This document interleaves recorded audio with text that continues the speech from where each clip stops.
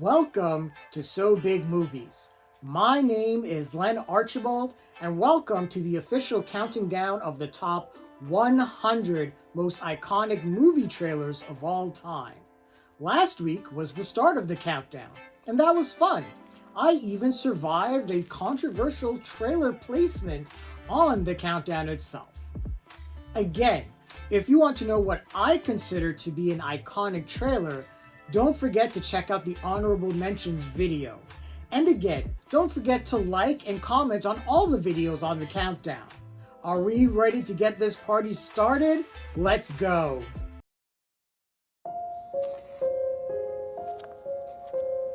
We start this block of the countdown with a doozy as we get the 2017 version of Stephen King's It, Chapter 1 at number 90. And this is a trailer that really sells itself on the mythology of Pennywise and the losers club that battles him. It.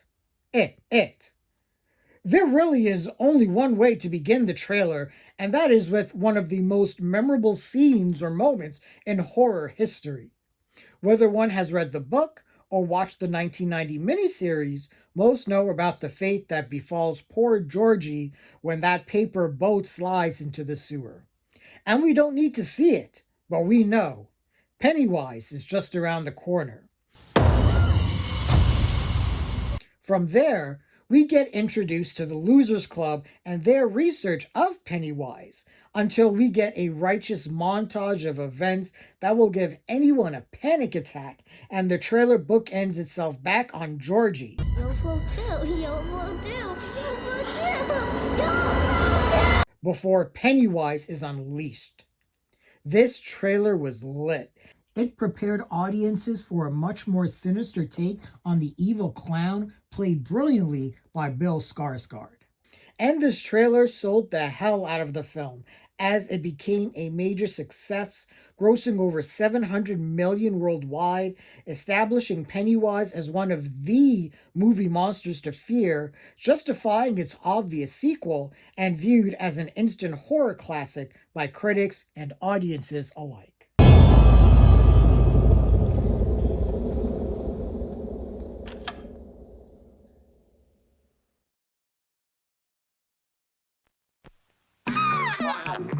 When Foxy Brown comes to town, all the brothers gather round, 'cause she can really shake 'em down. Foxy lady, Foxy lady. At 89, we have one of the defining films of the blaxploitation genre, Foxy Brown from 1974, and it's pretty clear right from the get-go. Pam Grier is a superstar.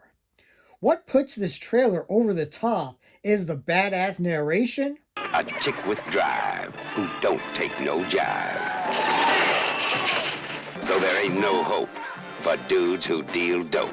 And Grier herself. I better warn you, I got a black belt in karate. And I got my black belt in bar stools. The trailer does everything in its power to convince you that this is Pam Grier's world and we're just passing through. If you see a man anywhere, send him in, because I do need a man. Foxy Brown was a critical success, making 5 times its budget back, raising Grier's stock higher as a blaxploitation icon, and Foxy Brown herself being viewed as one of the most influential characters in movie history, with her look considered as an archetype of the blaxploitation genre. Foxy Brown.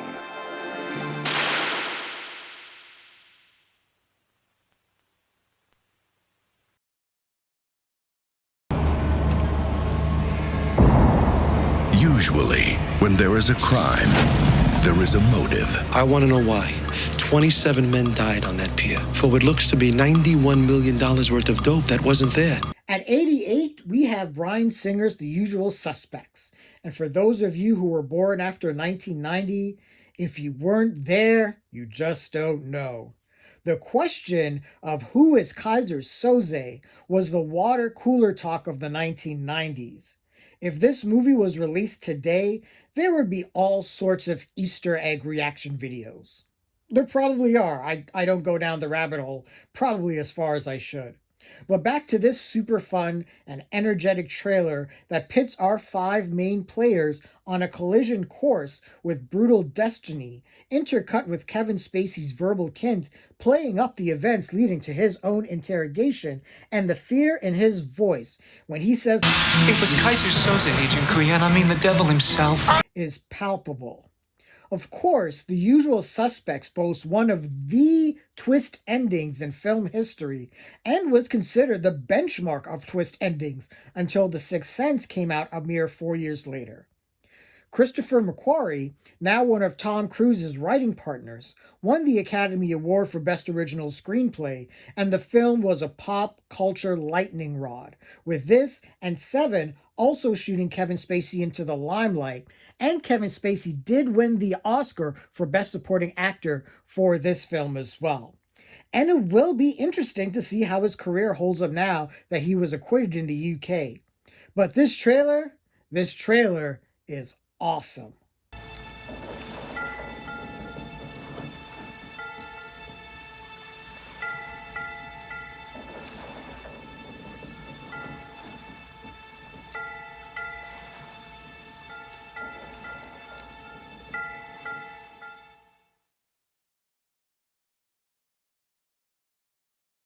Thor, as originally portrayed in the Marvel Cinematic Universe, was super serious, almost to the point of being dour, and helmed the least regarded film in the MCU, Thor: The Dark World. So Marvel made a hard pivot with the character, and we caught a first glimpse with the trailer for Thor Ragnarok. And this piece of business, accompanied by Led Zeppelin's Immigrant Song, is a headbanger, a fist pumper, and a trippy little ride that promises raised stakes and laughs. Starting with a captured Thor giving us a brief introduction, we see what is impossible. Hela, the goddess of death, Thor and Loki's sister, played by a stunning Cate Blanchett, has destroyed Mjolnir and has taken over Asgard. Zeppelin kicks in, and we just get an amazing montage of images, moments, and that awesome 1980s inspired neon text. And finally, two stingers: Thor's new look with his haircut and the appearance of the Hulk. Thor's reaction to him gave the audience a clue that the Thor franchise was going to get something it desperately needed: a shot in the arm of fun. Thor Ragnarok brought even more credibility to director Taika Waititi as a comedic director, grossed $855 million at the box office, and provided even more forward momentum as we got closer to Infinity War. This trailer is amazeballs.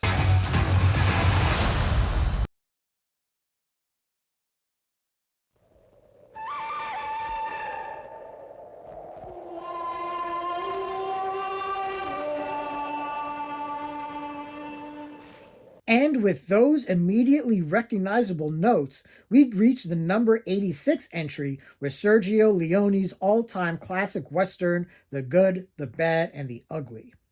This is the essential Clint Eastwood Western for me, and the one that has the most iconography. The trailer itself is deceptively simple. We have a narrator that gives us the bare bones. The blue. The gray. The Civil War. But we also get to see the scope of Sergio Leone's vision without de-emphasizing the personal tale of the chase for gold between Clint Eastwood, Lee Van Cleef, and Eli Wallach. And again, let's give a shout out to that sweeping score from Ennio Morricone that helps to end the trailer on one of the best cliffhangers of all time. When I'm talking about iconic, this is it. The Good, the Bad, and the Ugly was a commercial and critical success, launched Clint Eastwood into the stratosphere, and made director Sergio Leone a household name. The Good, the Bad, and the Ugly has surpassed being just a movie. It has a mythos all its own.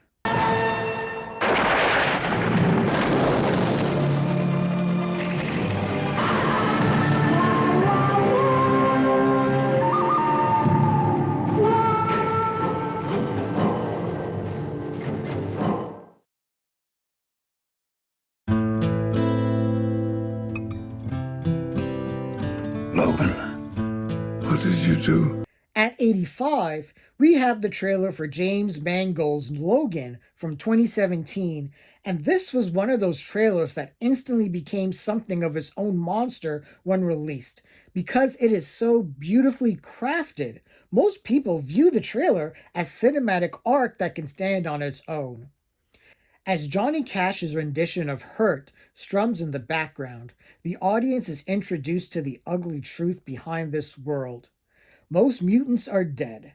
Professor X himself is dying, and all of this has taken a toll on Logan, played by the incredible Hugh Jackman, who the entire world identifies with as the definitive Wolverine or Logan. We get a hint that this is an anti-superhero movie. And once we get to the plot of X-23 and Logan making the choice to protect her, it's on. This trailer is gritty, promising a grounded and more mature take on the superhero genre, and a property like Logan can't take the chances it did. Logan was a major critical and financial success, grossing almost $620 million at the box office, was the first superhero film to be nominated for Best Original Screenplay, and is considered by several as one of the greatest superhero movies ever made. Logan, you still have time.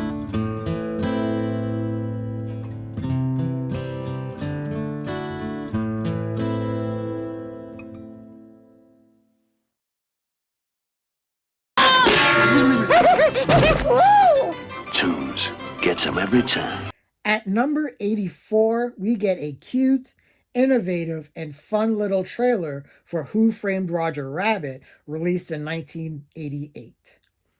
This live-action / animated film is a blast, and the trailer advertising it is pretty amazing as well.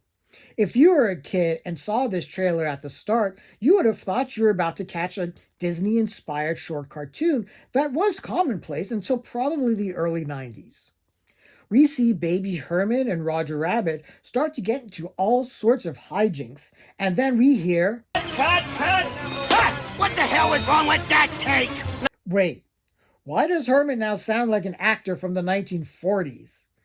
Once Herman walks off the very real flesh and blood set, we know we are being introduced to a brand new world.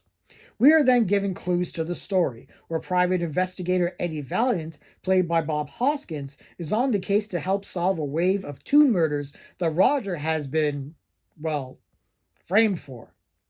The trailer really leans heavily on the fantastic animation and live-action effects, the chemistry between Eddie and Roger Rabbit, and, Jessica Rabbit. Yeah.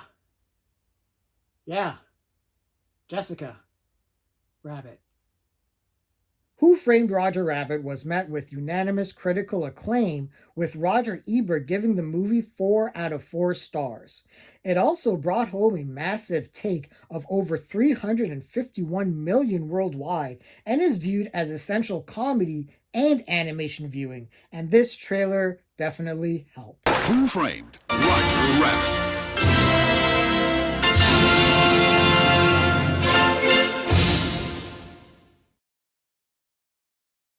The trailer for Iron Man, released in 2008, is pretty good, and was obviously effective in launching the Marvel Cinematic Universe. But you want to know when Marvel really took the reins and started flexing? It was right here with Iron Man 2, and this trailer is righteous excess.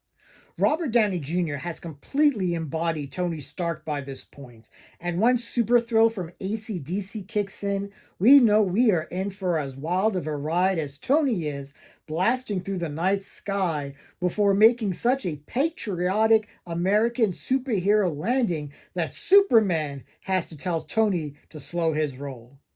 But he does not, and neither does the looming threat of Ivan Vanko, played by Mickey Rourke, and having Rourke as the villain was intriguing, as he was riding the wave of his own comeback after his role in The Wrestler. The trailer introduces some of the other players, like Nick Fury and Black Widow, before unleashing Rourke, and the trailer really does a good job of selling him as a threat. We then get the Black Sabbath needle drop and that ridiculous image of Iron Man and War Machine going ham on a bunch of other robots. Iron Man 2, while not as highly regarded as his predecessor, still raked in $623 million at the box office and showed the world that Marvel Studios had staying power and they were only going to grow from here. The second Tom Cruise movie we have on the countdown is 2018's Mission Impossible Fallout, and man, this is a hell of a trailer that promises a full spy action experience with Cruise looking to die for all of our sins. It starts out ominously with terrorist Solomon Lane, Sean Harris, warning Ethan Hunt, Tom Cruise, of the fallout of all your good intentions. And then that score kicks in, and we are treated to a slick montage and the introduction to some of the main players, and Angela Bassett continues to prove just how she's the baddest in whatever room she's in. His team would be dead. Yes, they would. That's the job. The merging of the MI main score with Imagine Dragons' Friction is on point, and we get a real sense of the globetrotting the MIT will be on. And once we get... Please don't make me go through you. Shit gets real. Henry Cavill is treated as a world beater in this trailer, and that bathroom fight scene? God damn.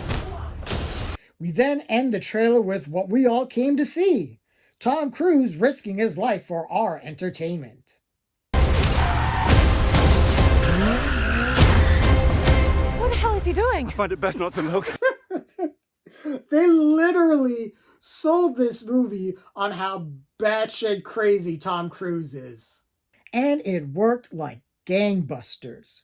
Mission Impossible Fallout brought in a massive $791 million worldwide, becoming the highest grossing Mission Impossible movie, and is considered by most to be the best and most exciting of the MI movies. Tom Cruise can make a bomb like The Mummy the year before and come back with this. He knows what he's doing. Take a bow, sir. You're one of the last true movie stars left.